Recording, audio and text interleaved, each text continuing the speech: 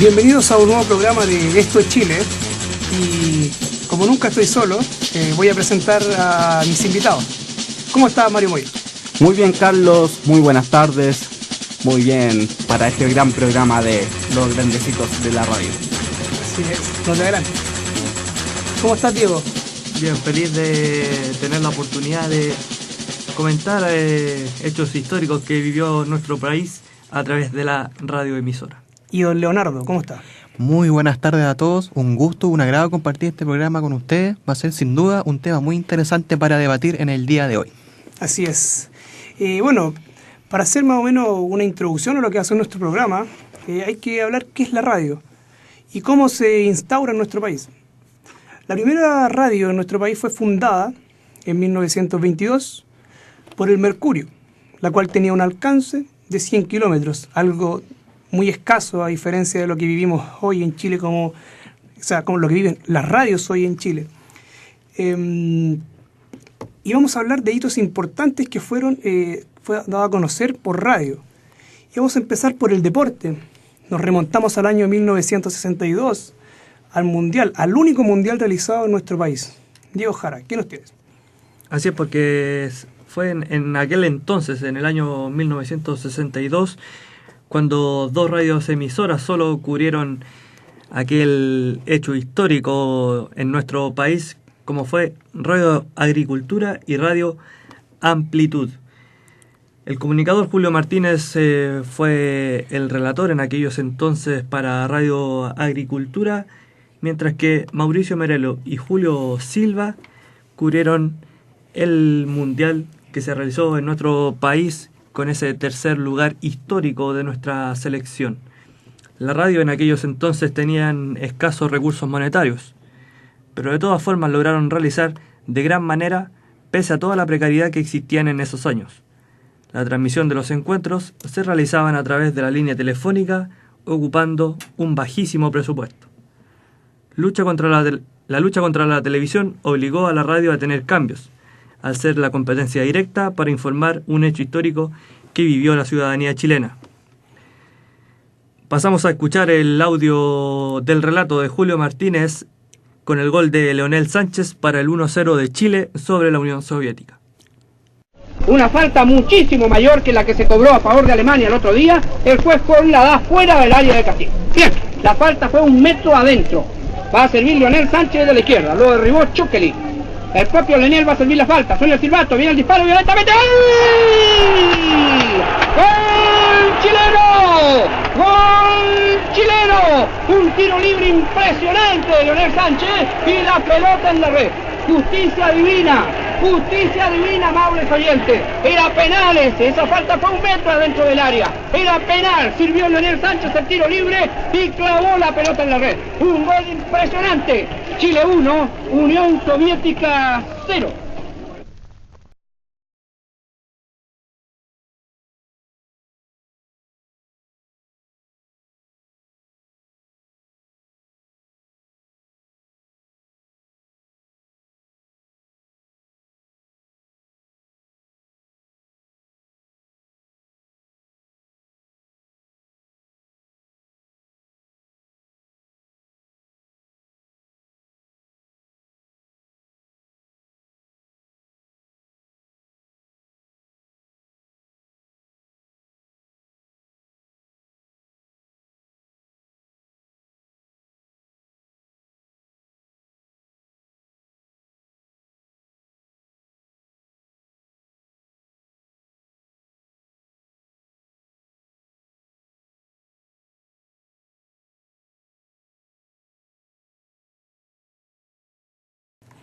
Interesante el audio, es un balde de historia, un balde lleno de historia. ¿Qué opina Mario sobre este tema? ¿Qué te motiva a decir? Partiendo sobre el relato de Julio Martínez, por supuesto, la gran frase, una de las grandes frases célebres de la radiofonía chilena, como es justicia divina.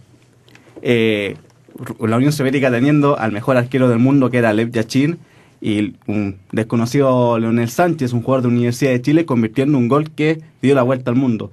Pese a que no estaba la tecnología de la televisión, pero igual de todas formas dio la vuelta al mundo. En eso quería hacer hincapié, la importancia de la radio A diferencia de la televisión en ese tiempo, que si no me equivoco solamente funcionaba en Santiago y Valparaíso. Sí, porque la Universidad Católica de Televisión, Canal 13 hoy en día, solamente tenía señal en Valparaíso y también en Gran Santiago.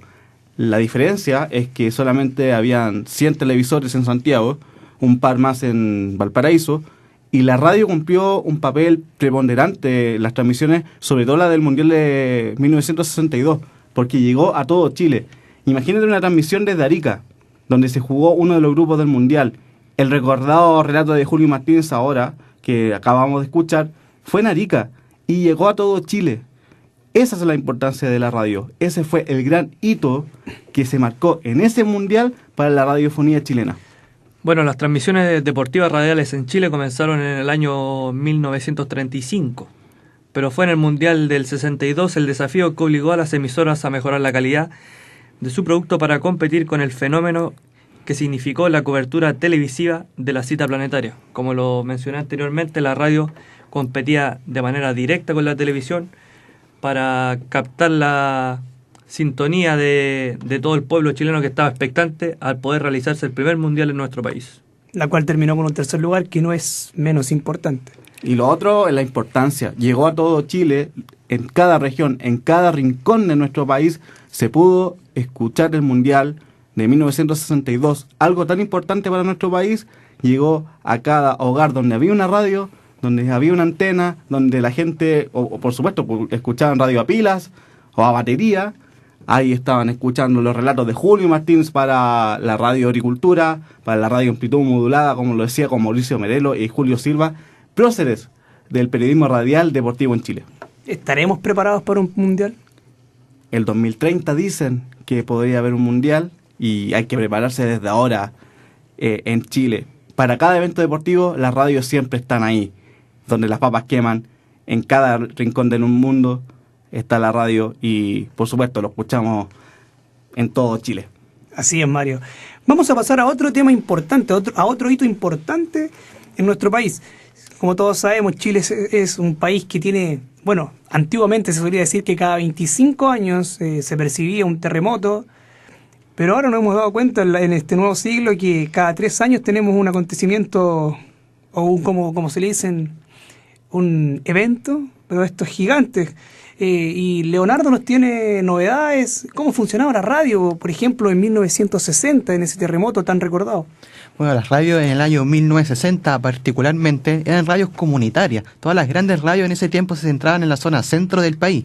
Bueno, tomando en cuenta que el terremoto de ese año fue en Valdivia, fue muy complejo para la radio llegar a la información, pero gracias a las radios comunitarias se colgaron muchas de esas transmisiones en el centro de Santiago, en el centro del país, perdón.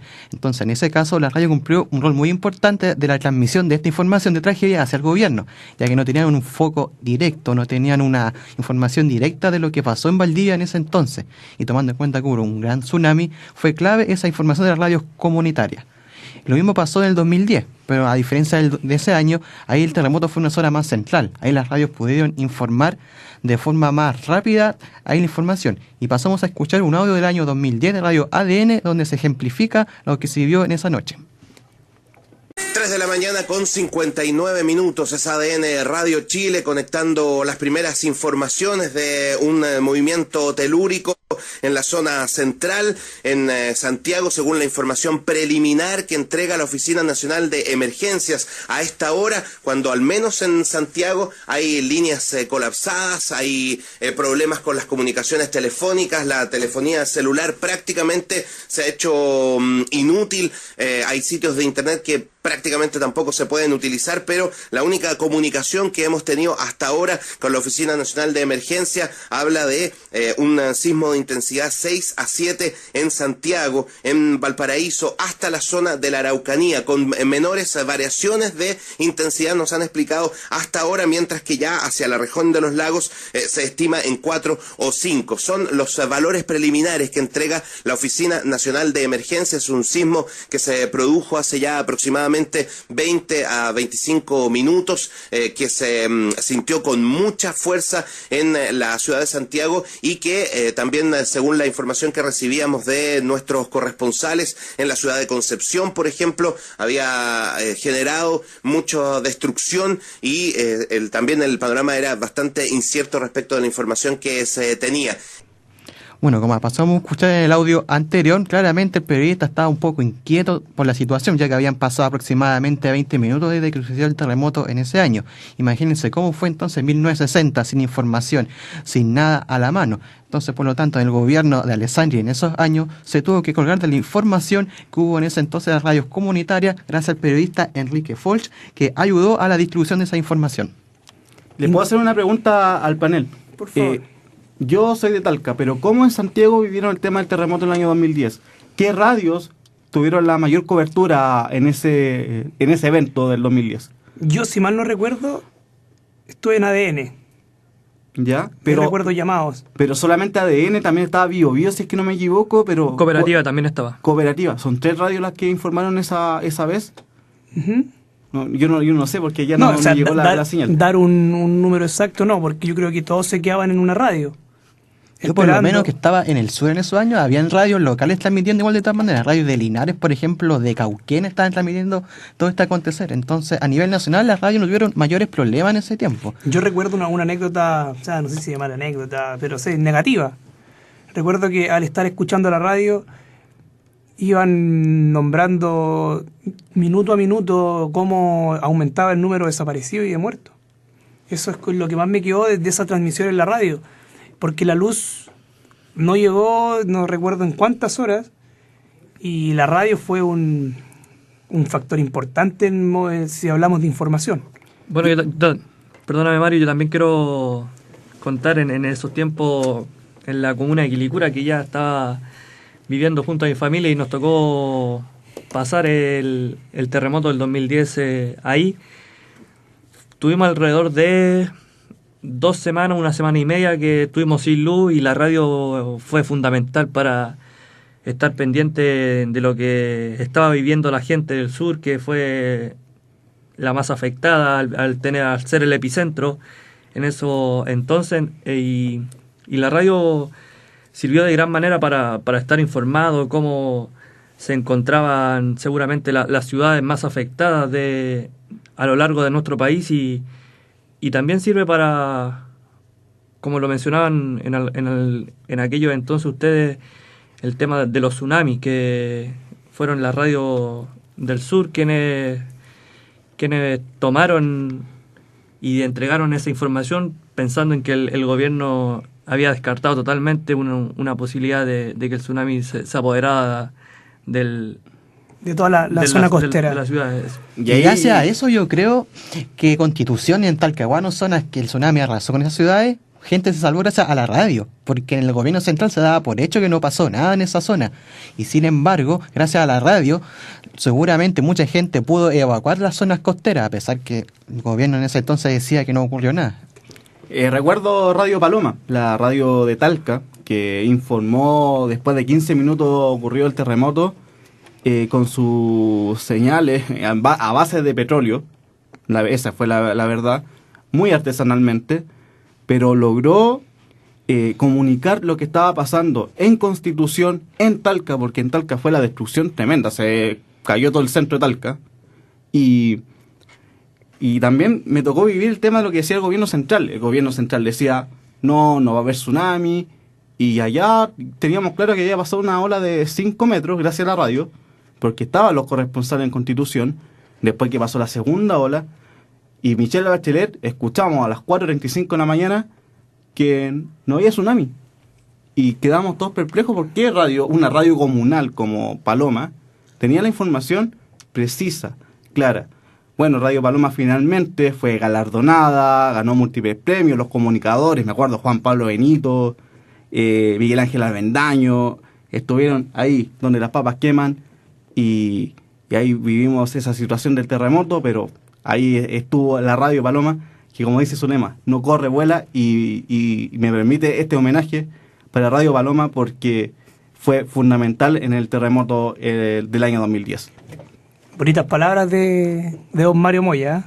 Se notó ahí el que está estudiando periodismo. Siempre hay tiempo para homenajear sobre todo a la ciudad y a los medios de Talca.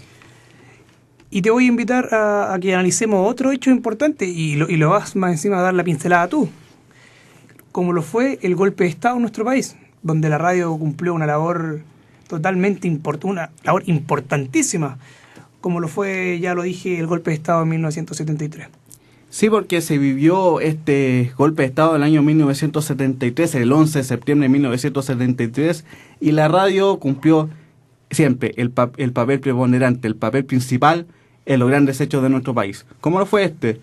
Y mencionar a la radio cooperativa, una radio que estaba ubicada, su sede central, en Morandé 25, muy cerca de La Moneda, donde se pudo apreciar todo lo que ocurrió desde las 8 de la mañana aquel 11 de septiembre, y donde se empezó a informar desde la noche, porque ellos sabían que el clima estaba muy tenso. Se veían a los militares en la calle, las fuerzas públicas y fuerzas armadas rondando el Palacio de la Moneda, y se empezó a informar. En ese momento estaban informando Miguel Ángel San Martín, que era el director de prensa de Radio Cooperativa, Julio Videla, que estaba de turno en esa noche, y también informaban Juan La Rivera y el mítico periodista radial Sergio Campos de Cooperativa. Vamos a pasar a escuchar un audio de Radio Cooperativa del preciso momento del bombardeo de La Moneda del periodista Miguel Ángel San Martín. Los aviones siguen atacando al Palacio de la Moneda.